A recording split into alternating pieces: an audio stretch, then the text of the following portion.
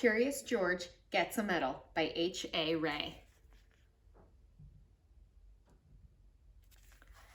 Curious George is so much fun. He's just a blast. Always into some adventure, right? This is George. He lived with his friend, the man with the yellow hat. He was a good little monkey, but he was always curious. George was alone this morning, looking at a picture book, when the doorbell rang. Oh, he's looking at a picture book too.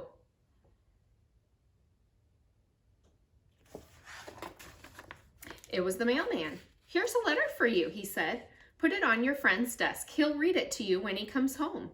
George was curious. It was not often that someone wrote him. Too bad he couldn't read the letter, but maybe he could write one himself. In the top drawer of the desk, there was paper and ink and a fountain pen. George sat down on the floor and began to write, but the pen was dry. Oh, I got a bad feeling about this. It needed ink. George would have to fill it up.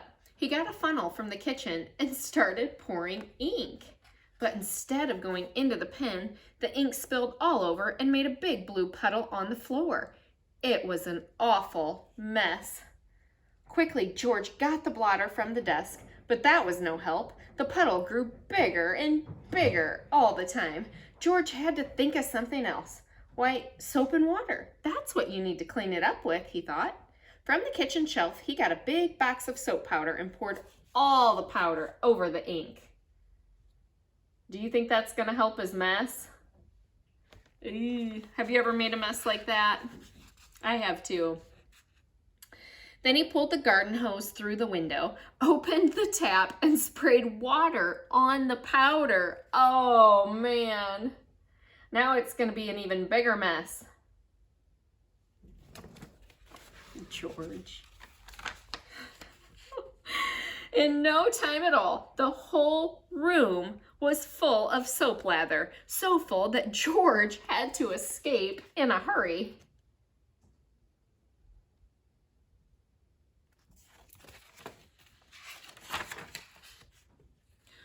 When he was safely out of the house, he first turned off the tap. But what next? How could he get rid of all the lather before his friend came home? George sat down in the grass and thought for a long time. Finally, he had an idea.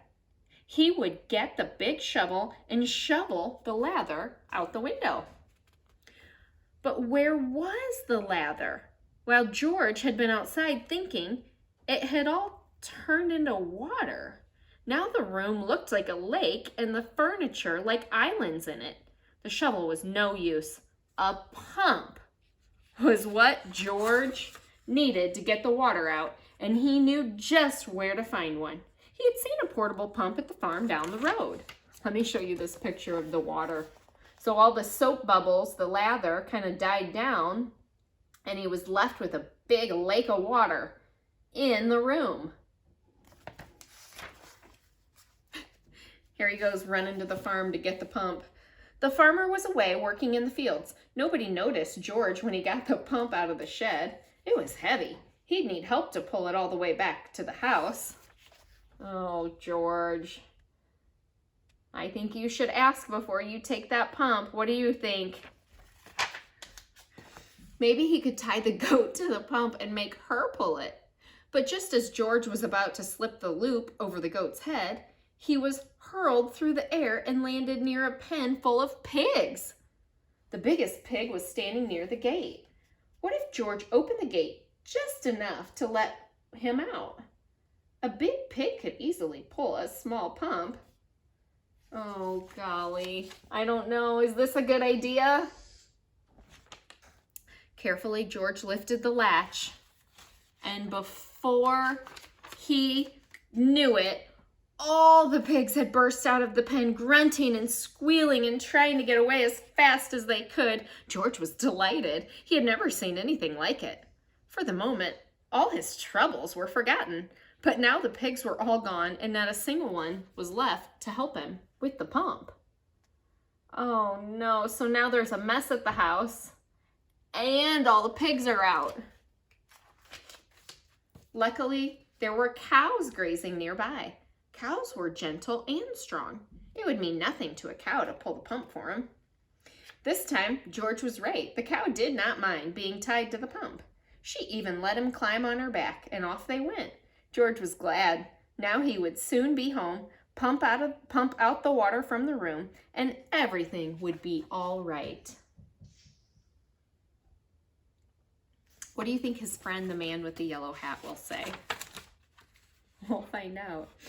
Meanwhile, the farmer and his son had heard the squealing of the pigs. They rushed home from the fields and now had their hands full catching all the pigs. Not until the last pig was safely back in the pen did they have time to look around. And what did they see? A little monkey riding on their cow, making off with their pump. Oh, man.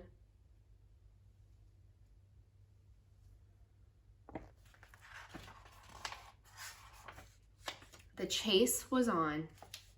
George and the cow were ahead at first, but the pump was slowing them down. The farmers were getting closer and closer. Now they had almost caught up with them. But where was George? Oh, no. Oh, golly. I just love George. Here he was, hiding in a shirt. The farmers had run right past him, but on their way home, they had to come back over the same road. George did not feel safe in his hiding place. Just then, a truck came rattling down the road. George jumped aboard, monkeys are good at jumping, and was gone before the farmers had a chance to even see him. The truck on the side says Museum of Science. Wonder where that truck's going.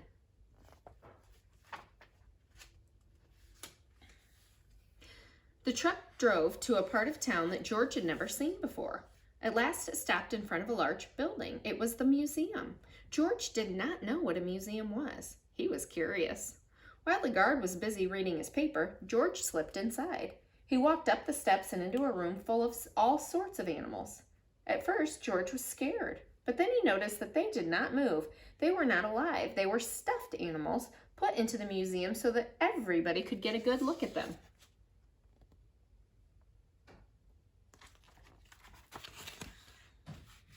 In the next room, George saw something so enormous it took his breath away. It was a dinosaur. George was not scared this time. He knew it was not real. He looked at the dinosaur and then at the baby dinosaur. And then he saw the palm tree full of nuts. George liked nuts. Suddenly, he felt very hungry. He had missed lunch that day. He would climb up and just then he heard footsteps. He had to hide again. But where?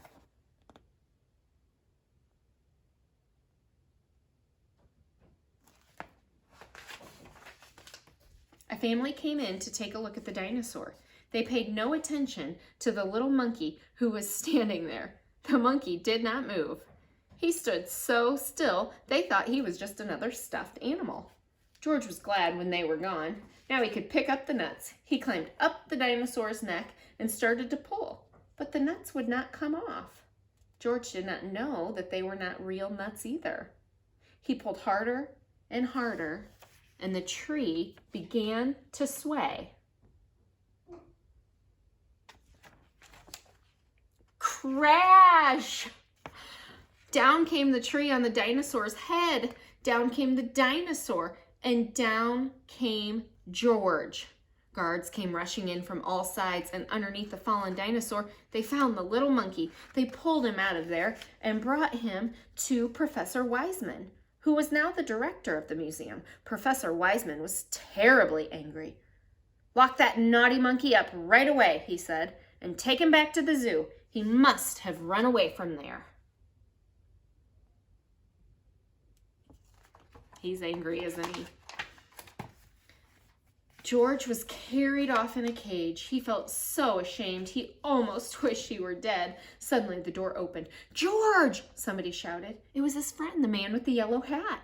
"It seems you got yourself into a lot of trouble today," he said.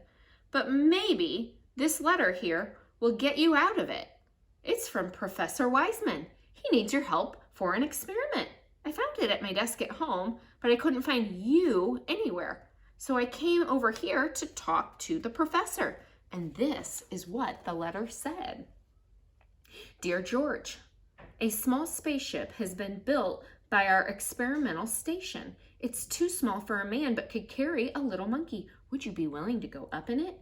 I've never met you, but I hear that you are a bright little monkey who can do all sorts of things, and that is just what we need. We want you to do something nobody has ever done before. Bail out of a spaceship in flight. When we flash you a signal, you will have to open the door and bail out with the help of an emergency rocket. We hope that you are willing and that your friend will permit you to go.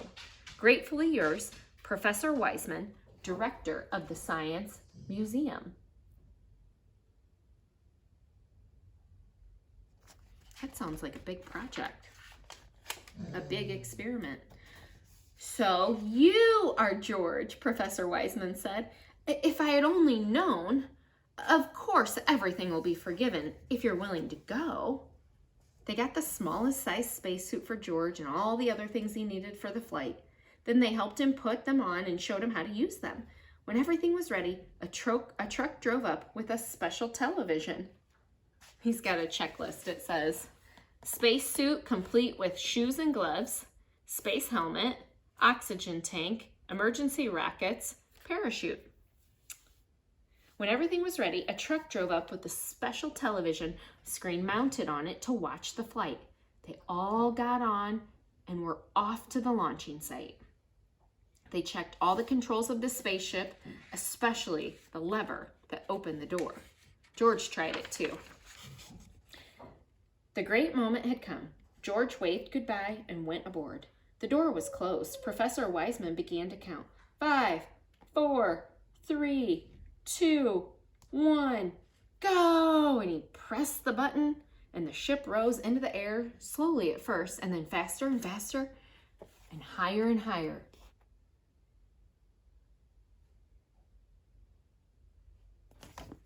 Until they could no longer see it in the sky.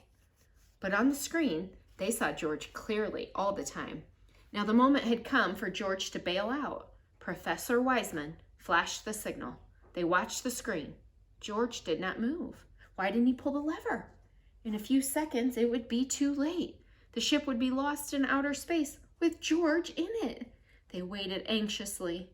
At last, George began to move. Slowly, as if in a daze, he was groping for the lever. Would he reach it in time? There, he grabbed it. The door opened. Hurrah! George was on his way. He did it just in time.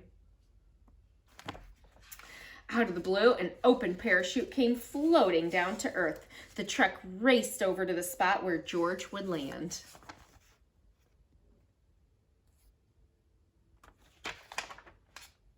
What a welcome for George. Professor Wiseman hung a big golden medal around his neck because, he said, you are the first living being to come back to Earth from a space flight. And on the medal it said, to George, the first space monkey. Then a newspaper man took his picture and everybody shouted and cheered, even the farmer and his son, and the kind woman from next door who had worked for hours to get the water out of the room. I'm proud of you, George, said the man with the yellow hat. I guess the whole world is proud of you today. It was the happiest day of George's life.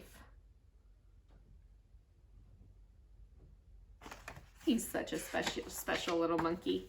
Look at him. He's looking at himself in the mirror with his medal. So now we know what the letter was for that came to his house. It was to ask him to do this experiment. Curious George gets a medal. Hope you guys liked this one. Have a good day. See ya.